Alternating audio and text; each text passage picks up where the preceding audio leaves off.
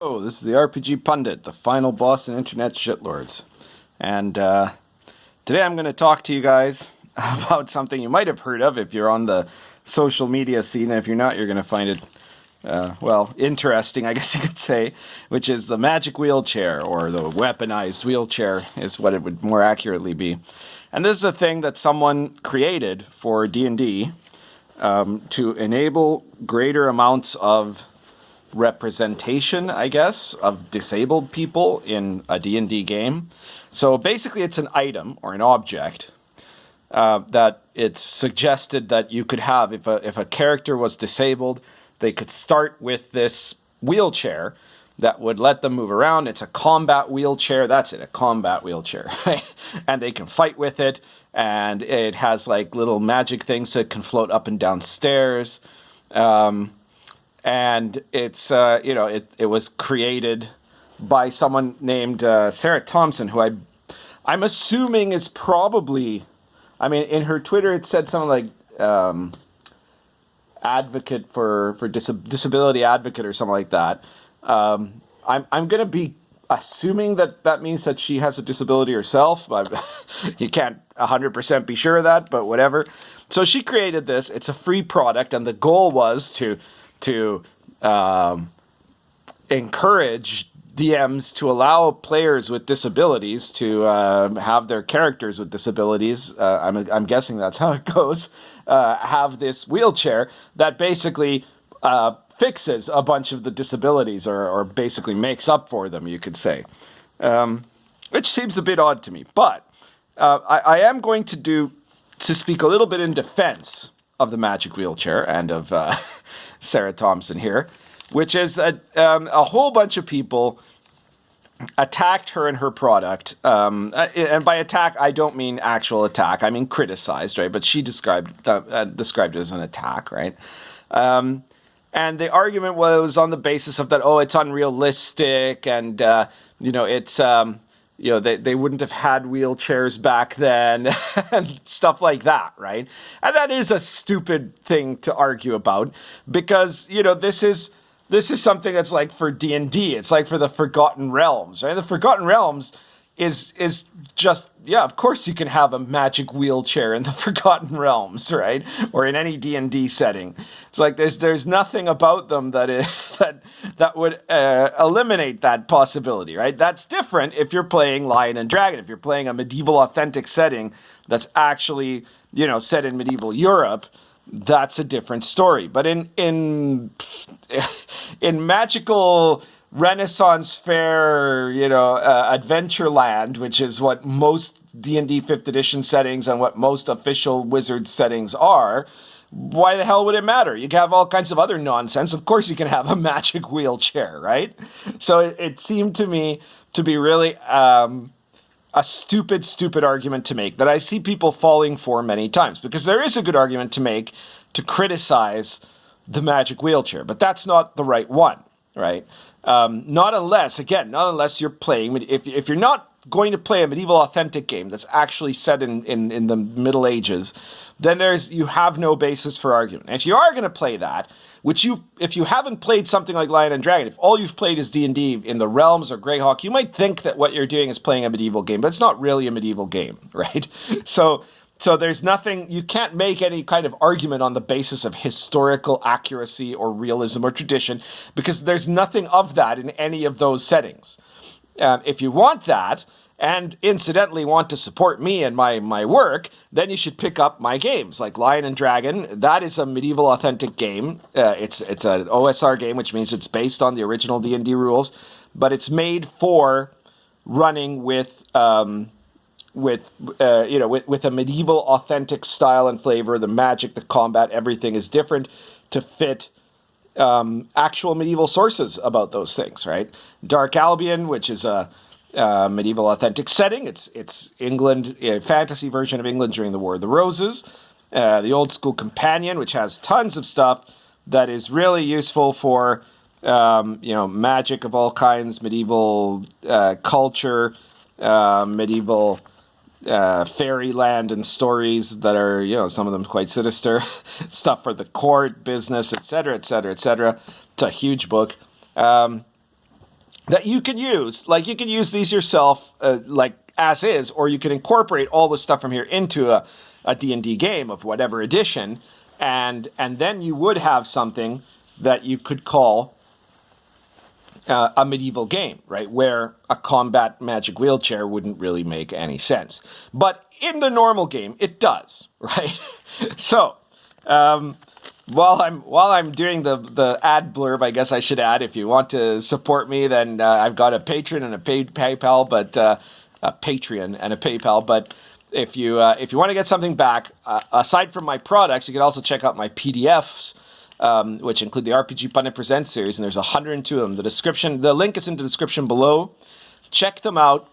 They range from 99 cents to $4.99. You can pick one up, and it's like you're buying me a coffee or whatever. You're giving me a tip, but you're also getting something back for yourself. There's tons of stuff for your gaming on there. So take a look at that and help me keep fighting the good fight. And don't buy products from people who hate you, right?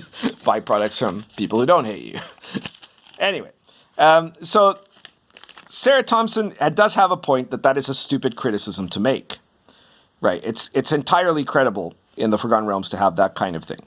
So this is not the real criticism. The real criticism of the magic combat wheelchair is that it's not something that is actually about the game or about the game setting. It's about something outside the game, right? It's about this idea of the virtue signaling of representation for its own sake.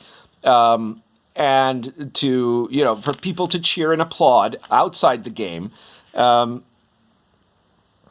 are going to be, praising the wokeness of a product like this. That's what it's for, right? And in the process, as far as I'm concerned, it really tends. I think it probably destroys the point of playing a character with a disability. So there's a lot of stuff to unpack in all that. Like, first of all, is it presumed that it's players with disabilities that are going to want to play characters with disabilities?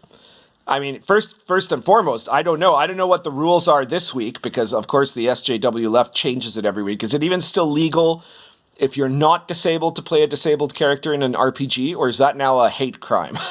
I don't know. I'm not sure. I'm asking, honestly asking here, right? Because I get the feeling that all of this is an enormous catch-22, right? That if you don't include this sort of thing, then you've committed a hate crime. If you do include this sort of thing, but not in the exact way that they want you to, then you've also committed a hate crime. And if you do it exactly the way they want you to right now, but then in 2 weeks they change their mind, you've also committed a hate crime, right? It makes me think of that joke. There was this joke in the Soviet Union about three men who get thrown into a detention cell by the KGB, and they look at each other. One of them goes, "What are you in for?" And the guy goes, "Well, I criticized Maxim Gorky."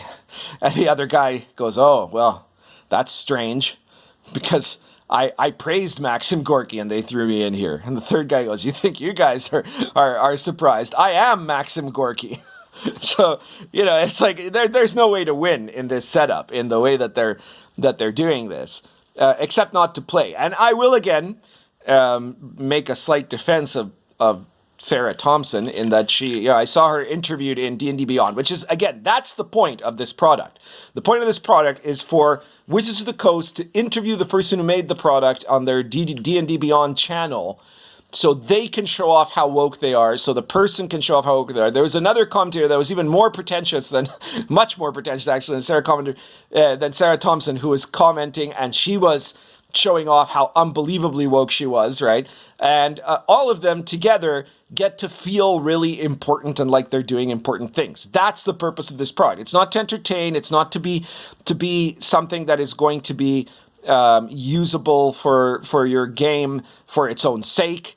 Its purpose is to send a political and ideological message of some kind, and that's what makes it dumb, right? So it's about that. It's about virtue signaling, right? But if you are, let's say you are a gamer with a disability, is it now the rule that you must play a character with disability? Because if you don't, are you like somehow self-hating disabled person or something like that. Like if you're like I'm waiting for the time when they just come out and say it, because you know it's coming, that eventually the D&D SJWs are going to insist that in a role-playing game you can only play yourself, right? That it would now be wrong and somehow evil if you play a character who isn't basically you, right? Like if you play a different race than yourself, a different gender, a different sex, a different sexuality, or differently abled, right? That any of those things now can only be played by the person who is representative, right? Because representation, it's so important, right? Except at the same time, the worlds they create are going to be worlds where there is no meaning to any of that representation. Because if you make a world that reflects the slightest bit of hardship for any of these supposed minority groups that they feel are so hard put upon in the 21st century Western world, where they have it better than anybody has ever had it in human history, right? But where they feel so terribly oppressed there. If you make it even close to that level of oppression, if you don't make it a paradise for them, then you're also guilty of a hate crime, right? Like you've committed some terrible thought crime, and and what you're doing is just profoundly wrong, which is the other problem with the combat wheelchair, is that it's made in a way that you can, if you're a disabled player playing a disabled character, you can play a disabled character in a way that overcomes automatically the principal difficulties of your disability, right? It's like if some guy loses both arms and both legs in an RPG, but he gets cybernetic limbs that are stronger and better than his old arms were, is he really in any way disabled at this point? Or is he just a cyborg, right? And this is kind of the same. If you have a magic wheelchair that can float up and down stairs, it can fight, you can use it to make attacks, it can have spell stuff added to it, and all of this sort of thing, then, are you really the disabled one? Like, I mean, hell, I could imagine, if you have a party of like, actual assholes, people who don't, like typical gamers, right? Who don't really give a shit about this sort of stuff and just want to have a good time. I could totally see munchkins looking at this thing and going, holy crap, okay, let's all get one, right? So you'll have this little patrol of guys, maybe none of them are disabled, and they're riding around in combat wheelchairs in the dungeon just for shits and giggles, right? Which I'm sure is a hate crime, right? Like, those people are going straight to the gulag, right? But you can see that happening. You can also see that, if there is a weakness in the combat wheelchair, that they're going to probably just, leave that person behind and then fuck off, right? So that doesn't really help much anyways either, right? If you've got a ruthless group, right? If you've got a group that, okay, let's say you've got a group that is all about sharing and caring, even then, there's going to be like, why have it? If it makes you exactly as good as if you weren't disabled, then effectively your character isn't disabled. If it makes you better than if you weren't disabled, if it gives you advantages over the other player characters who are not disabled, then you're actually less disabled than any of them. They're all the disabled ones now, right? They're all the ones that are disadvantaged right now. And if it doesn't make you as good, well, okay, fine. But then, it still seems to me that you're obviating the potential for role-playing depth, right? What they want is to have a situation where a person can say, I'm representative, but not have to do anything else about it, right? They just want to be able to be representative. No disadvantages, no hardships, no opportunities for growth, no opportunities for change, just here I am, right? And because to them, that's the whole deal. That's the whole reason they're playing. They just want to create the character, say, here I am, then that's it. You're done. You've completed the quest, right? The quest was to just show up, because that's always the quest with these people, right? This is why SJWs are incapable of making myth, because you say, you take an SJW, you say, okay, well, let's make a story here, an epic story for, I don't know, a TV show or a comic or whatever, right? And they go, oh yeah, okay. So there's this black woman who is a military captain and has superpowers. And you're like, okay, no, that's it. That's the story, that she's a black woman, but she's got superpowers. She's a military captain. Like that to them is the story. They confuse identity with story. Those are two totally different things, right? And with purpose, which are also two totally different things, and with virtue, which are also two totally different things. But they do that constantly, right? So So yeah, so this is what I would say. If there is someone that really wanted, whether they were or not disabled, to play a disabled character, and I think it's just the dumbest concept in the world that, like, I mean, I don't want to necessarily play a, you know, a, a middle-aged Latino academic guy who writes role-playing games in a role-playing game, right? I want to play whatever it is that I feel like in the setting, right? And I don't, and I've never met a lot of, you know, I've met a lot of Latino gamers. So I've also met some Asian gamers. I've met some black gamers. I've met, you know, obviously I've got a lot of women in my group, and even there, you know, there are times when women want to play a female character. There are times when they want to play a male character. Sometimes you get a guy who wants to play a girl character, right? But you know, I've never met anyone gaming who really honestly has a problem with not playing themselves, right? Like you don't, there's no reason why you have to play something that looks or acts anyway like you in a role-playing game. That's the whole damn point, right? The role-playing game is where you become something different. You're creating a separate thing from yourself. It's not you. It's not like in the old D&D cartoon show where it was like a bunch of D&D players who go into a D&D amusement park, suddenly they're in D&D world just as themselves, basically, right? Which is always what I thought was dumb about that cartoon, by the way. now I'm gonna get hate comments about people saying, "How dare you insult the cartoon?" But what in an RPG, the whole point is that you become a different person. At least at first, you're portraying a different person, because at first the character isn't real, right? But you portray that different person. And then you get into it, and eventually you embody a different person from yourself, right? That character takes on a life of its own. That's what immersion is, right? And so it lets you experience a totally different existence, a virtual existence, but an existence that is not you, right? That's the goal.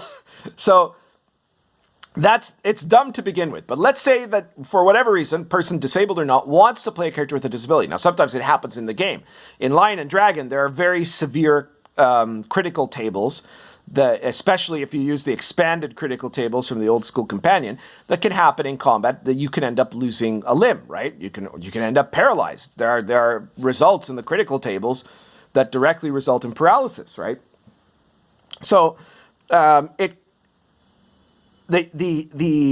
point of having of playing in that kind of a situation, of continuing to play if it wasn't originally what your character was like, or of generating a character that is in some way disabled, then it's about being able to interact in that world, which in the case of a medieval world would be quite harsh, it would be quite challenging, with the difficulties and those challenges and those disadvantages and those problems that would arise from that situation, right? And it's the same reason that it would be worthwhile to play a character that's a foreigner of a different race or something like that inside the setting. Like if your setting has no issues with ethnicity, right? If it's like everybody is in happy diversity land, like the utopian ideal of what they thought the Chaz would be like, and not the grotesque shit-laden reality of what it is, right? Which is always the problem with these communist utopias, right? But if in an ideal utopian fantasy world, that was the problem with the Blue Rose, right? A utopian fantasy setting has nothing to offer because there's nothing there to overcome, right? The only thing then becomes about it being turned into this Stalinist morality play of, oh, look, there's the intolerant guys over there, far away from us. Here, everything is perfect. We're going to go over there, kick the crap out of them because of how evil they are, because they're, alt-right people or something like that. And then that's the story, right? Of how we beat those guys up. And everything else is just fine here, right?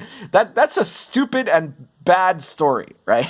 So, a much better story, let's say, than having a character is born crippled, let's say, born paraplegic, and it's in a medieval setting. Is it a better story for the next part of that to be, but he gets a magic wheelchair and can do everything as good or better as the rest of the party? Or is it better to have the character has to go through a bunch of challenges and difficulties that he has to figure out ways. Maybe he has advantages too. Maybe he's very smart. Maybe he knows some magic. Maybe he comes from wealth, right? Like a much better example because they were saying, well, but there were wheelchairs by the Middle Ages. That's technically not true. In China, they developed the wheelchair. They developed it around the 6th century AD, right? Like it's something that looks pretty much like the modern, well, not the ultra modern wheelchair, but like what wheelchairs have looked like ever since, right? But it didn't get to Europe until about the end of the 16th century. So it wasn't there in the Middle Ages, right? It took them 1,000 years for some reason for the wheelchair to get all the way from China to Europe. The first known wheelchair in Europe was around 1595. So there wasn't wheelchairs in the Middle Ages, okay? But what would be kind of like the ideal model of a character that you could see being way more interesting because of a disability is somebody like Ivar the Boneless, right? That was a person who really existed. If you've watched the series Vikings, they portray him in a particularly nasty way, but he probably had to be a really nasty guy to survive in that kind of world, right? In a world even more barbaric than that of the Middle Ages, right? In the territories of the heathen Vikings, right? So he had the fortune of being born from one of the most famous kings and greatest heroes of the Viking era. That was an advantage, right? So that's fine, right? But the guy basically, he was written off by everyone, and then he ends up being one of the worst badasses of history, right? Like the guy kicks the shit out of the English, that's for sure, for quite some time, right? And he even supposedly had a special chariot made for himself, right? That happened eventually, right? Because he had to go and get it. He doesn't start with it. It isn't something that, oh, look, the DM just gave me a magic chariot that turns into a giant robot and now I'm better than everybody else, right? Like, but look at me. I'm the one that's dealing with my disability, right? Like, that's stupid. It's much better to have a guy that he goes through all kinds of crap and ends up at the end of that, finding a way to triumph, or maybe not, because it's an RPG, and an RPG is not a story; it's a history, it's a depiction of a real world. In the real world, he might end up, overcoming some challenges, then going into a battle or going to a dungeon and dying. That can happen too, but he did his best, right? The point is, it was a character dealing with challenges, crisis, and opportunity for growth, rather than having something handed to them on a platter. I guess that's about it. Let me know what you think in the comments. Subscribe and hit the notification bell if you haven't already. If you like this video, please subscribe. Check out the rest of my videos. And share this video anywhere that you think some people need to hear it, whether because they might, agree with it or because they're going to hate it. And well, again, if you like the cut of my jib and want me to keep doing stuff, then be sure to consider picking up my products, which are, I think, going to be really worthwhile for anyone who wants, good OSR gaming, old school play, and in a really medieval, authentic emphasis.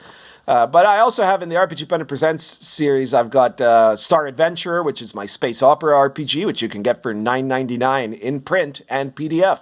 So really, really cheap. It's Star Adventurer. That's RPG Pundit Presents number 100. And a bunch of gonzo gaming stuff, like weird fantasy stuff in the RPG Pundit Presents series. There's 102 issues. Buy them all if you like, or if not, check them out and see which ones you do like.